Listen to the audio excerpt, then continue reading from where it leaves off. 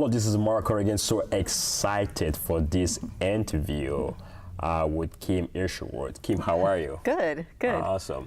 You know, the first time I met you at an event, Yeah. and I really enjoy the experience. Oh, thank you. You share with us that, then I was like, you know, I had to have you on the show so you can share with my audience Thank you. what exactly you do.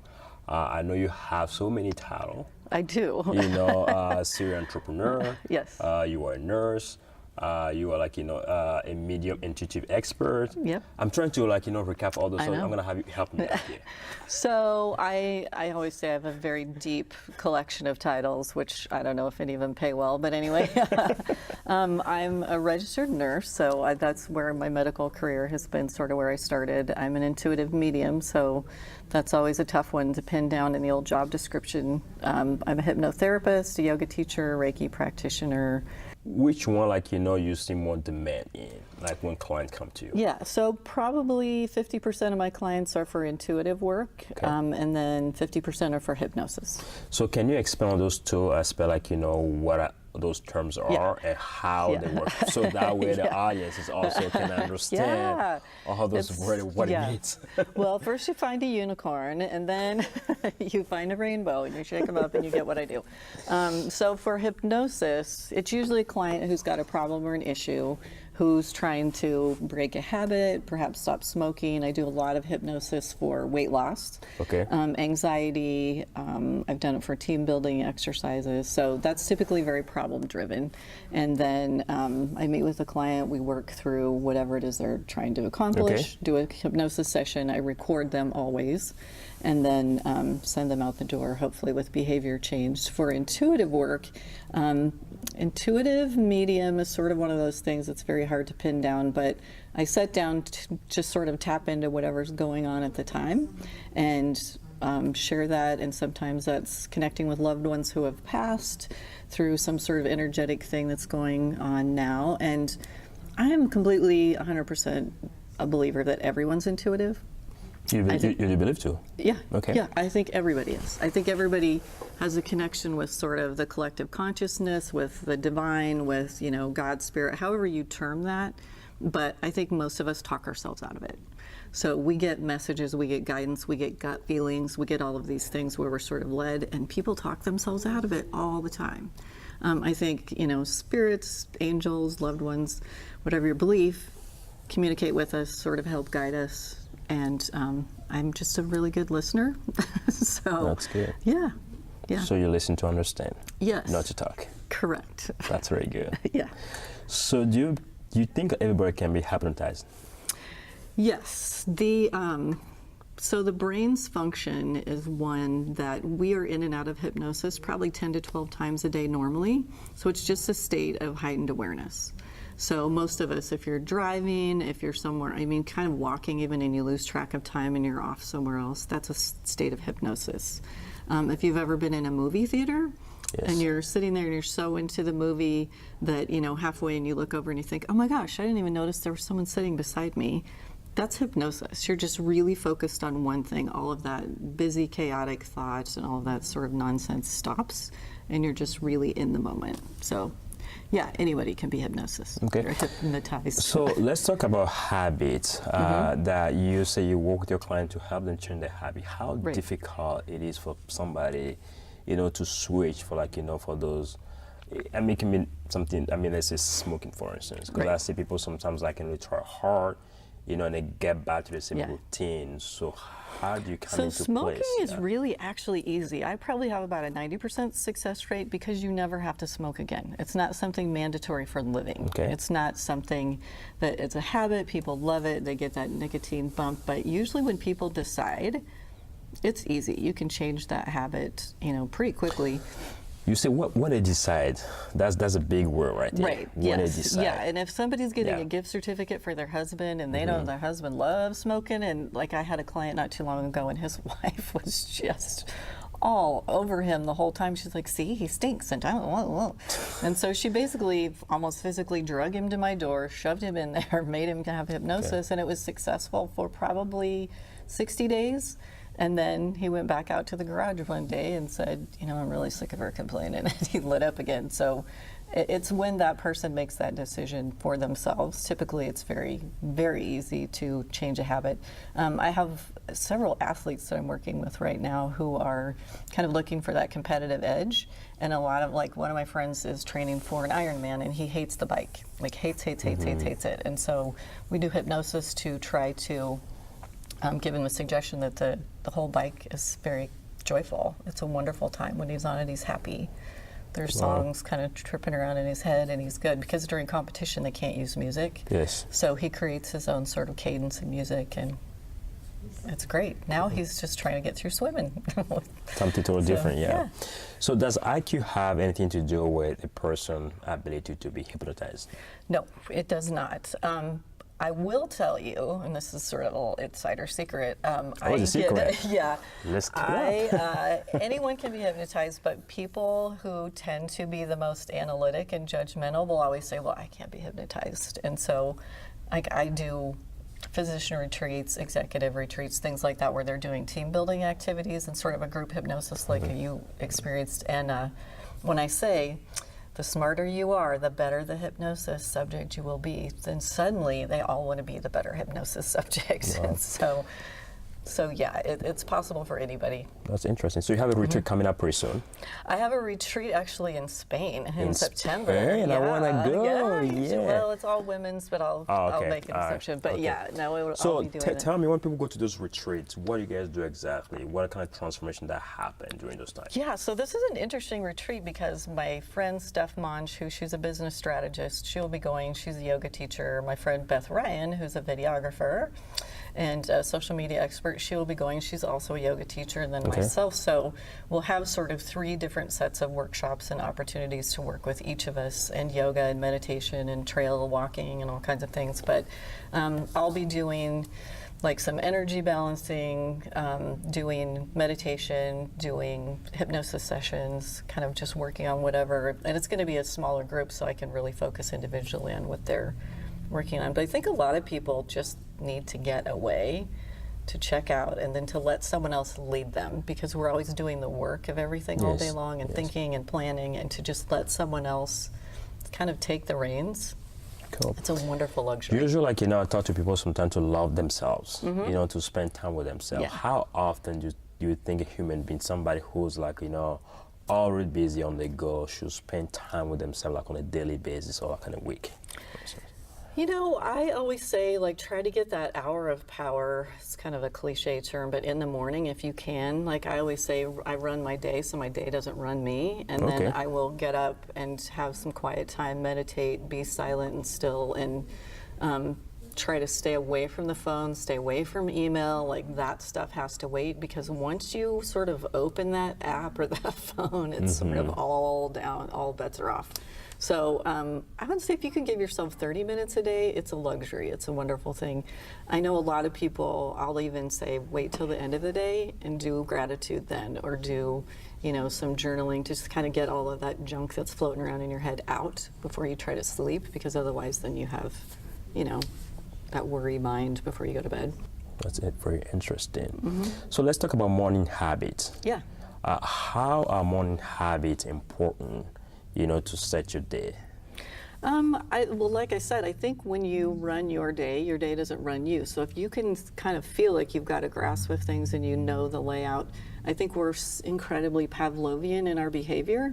And so if you're someone who's always running behind, or who is always, trying to catch up with things, that becomes just sort of a cyclone that sweeps you up into the next week, year, and it gets to be a really nasty habit. And then you have health problems, you have financial problems, you have relationship problems, because it all just sort of feeds the beast. So let's go back to the meditation. So what are the techniques that you would suggest for somebody who's really busy, who may not have time, like, to go to a yoga class, like, every week? What can I do personally, like in my bedroom when I get up, for instance, to have that peace, that quiet, and still get that power inside? Right. If you start with just beginning with like 10 deep breaths, our brain is connected to our diaphragm. We have our central nervous system is very much geared so that when you take a deep breath and you move air into the base of your lungs, your brain is signaled that you're safe. Really? Most of the time we hang up in the top part of our top third of our lungs, but when we take a deep breath, our phrenic nerve and our vagus nerve say, oh, we're okay, we're good, we don't have to run. So just deep breathing alone brings your blood pressure down, brings your, those stress hormones, everything down. And so just starting with a few, like 10 deep breaths in and out, and I use a mantra, and so you can start with something like, I'm inhaling love and I'm exhaling compassion. Do that 10 times, and just little things like that will change. Yeah. So part of the meditation process and getting that power, do you recommend people change the environment, like, totally like leaving their city and go somewhere else, or it's not necessarily? No, I think it's possible anywhere. My biggest thing is don't get, like, if you're gonna create a Zen space, make sure that that's sacred space. So don't bring in 55 cords, 17 piles of laundry, 5,000 projects you're working on, and then think, I'm gonna relax. This is not happening. Yes. So you need to almost just sort of create like that little mini space of oasis, wherever that is for you. Light a candle, have something that smells good, like an olfactory stimulus to the brain is also really powerful. So something symbolic like lighting a candle, something that smells good, do that for yourself. Just take a few minutes. And then once, like I said, we're very Pavlovian. Once your brain sees that or you have that smell, it's like, oh, it's relaxation time. I get a treat. You're just like giving that dog a treat. Yeah. So does your brain get used to it, or your body get used to it, like, once you start and get adapt to it? Yeah. And I have meditation groups at my house 4 times a month. And so whoever wants to come can join us. But most of the people there were new to meditation completely. And so I will do like a short guided relaxation, and then there's times of silence. And all of them will tell you that when I first started this, like, they couldn't do it. They thought 10 minutes was like being, thrown off the edge of the earth to be silent at home. But your brain does get used to it. You allow sort of thoughts to come in and come out, float around, and then it's kind of interesting when we did that exercise. First, kind of feel weird. And then I think I get used to it, and I become more relaxed and just like start calm down. So that was very great exercise. Is there any successful story you can share with us, like somebody who was maybe going through a difficult time that has started doing like meditation or intuitive, whatever, that has transformed that person? The feedback that I get from my students and my clients all the time is, I started with this, well, they'll come to yoga or they'll, get a hold of me for meditation, and then thinking that life is stressful or I need to do this for myself. And then it sort of has like a house of cards effect. Then they're nicer to their children. They're more patient with their spouse. They feel a little more joy when they're around other people in a way that they didn't notice before, because they're actually present instead of their mind running ahead of time. So I have clients who've lost significant amount of weight. I have several people who have stopped smoking. I have people who, I think I'm the queen of talking people out of getting a divorce. Like, people come in and they're so stressed and blah, and so your spouse is the person closest to you who, takes a pounding when things are stressful. And I think when I can help people calm down and sit back and find some of the positives about their relationship, then I'm telling you, I talk more people out of divorces. It's kind of a miraculous thing. But I just want people to find joy in their relationships. And what are your tips of somebody to manage stress beside doing the yoga thing? Well, that tips out there that you can recommend, because there's a lot of people right now who are real stressed over work or relationship, whatever they are. So what are your tips for that? I think it's become a really odd conundrum that we're a culture and a work community that you have to schedule movement. Like, that's a really odd thing. As human beings, we're not meant to be still. So if you have to schedule 30 minutes to move your body and it has to be in your schedule, that's kind of bananas. So I always say, get up and walk around. If you can do anything, like all of this, I tell people a lot, like in their head, it feels like a pillowcase with a bunch of cats in there scratching around. And so I'm like, a bunch of cat in it. It's like one thought fighting another and all. And so I'll say, get up and move around. Like, just start with just going for a 5-minute walk. get outside, look out and see. Like, there are beautiful flowers blooming right now. The tulips are coming up out here. There's so many small changes that are going on around you that 90% of us are completely oblivious to. Like, people don't even see those flowers. Yeah, we just like in a hurry, and then we don't see those little beauties that are out there. Yeah, and that's free. You do not have to have that. And I say too, like, music is a huge thing for me. I have certain music that if I know that I want to be joyful, if I have something to get up for, you know, like Pharrell's Happy, if you put that on YouTube, that whole playlist after that, it's fantastic. Because and I can get so much. Happy, clap your hand. I love it. Yeah. So I think use music that brings you your energy level up, that makes you joyful, also free. I mean, I'm about you don't have to spend $1 million to get happy, which I think a lot of people believe that. Yes. But movement, I think gratitude is huge. Start a gratitude list, write down 10 things every day you're grateful for, and then be of service. So, be of service, yeah, go do something for someone. Go to the homeless shelter. Go to the Humane Society. Go do something that's not about you and all your nonsense. My husband and I went to Haiti and did a volunteer trip 4 years ago. It was for my 50th birthday. I decided that that's what I wanted to do instead of having some dumb party with black balloons and all the, I just didn't want it. And so we went and worked, and so now our whole thing is like, this is seriously a first world problem. You need to get over yourself. So we remind each other of that a lot. But, you know, I think service is huge. And so a lot of the things we just spin our wheels about are so temporary and so silly that when you kind of step back from the bigger picture, you'll let a lot of that go. Great. I'm going to focus the rest of the interview on you. Okay. What inspires you every day? Let's see. I think I'm such a people person. I'm really a big, you know, connector. I find joy in you know, being in good relationships. I'm huge into creativity. I love to write. I keep saying this phase of my life, like my career is about funning, like Funning. Okay, I'm just not doing anything unless it's fun. I think that this is, you know, a great age and a great time, and I enjoy just, like, I meet the coolest people every day, like you. Like, I am just always amazed at it. Yeah, that's great. So what kind of book you currently reading or just have finished reading? Let's see. Well, I usually have multiple books going on at once. I'm kind of one of those scattered readers. So I have a book club, and we're reading the book of a local author named Robin Donovan, and it's called I Don't Know Why They Killed Him, He's Not That Annoying. Okay. So that's a murder mystery. Title. Yeah, her titles are all really funny. So that's going on. I'm reading Love Warrior by Glennon Doyle Melton. Okay. I'm about finished with that one. And then I always have a copy of Brave Enough, Cheryl Strayed's quotation book, and she's coming next week, so I'm super excited about that. That's great. I think I usually have a fiction and a self-help thing going on at the same time. So if you had the power to make one change in the world right now, what would that be? Oh my gosh. I think it would be to really connect people in a way that we're all so alike.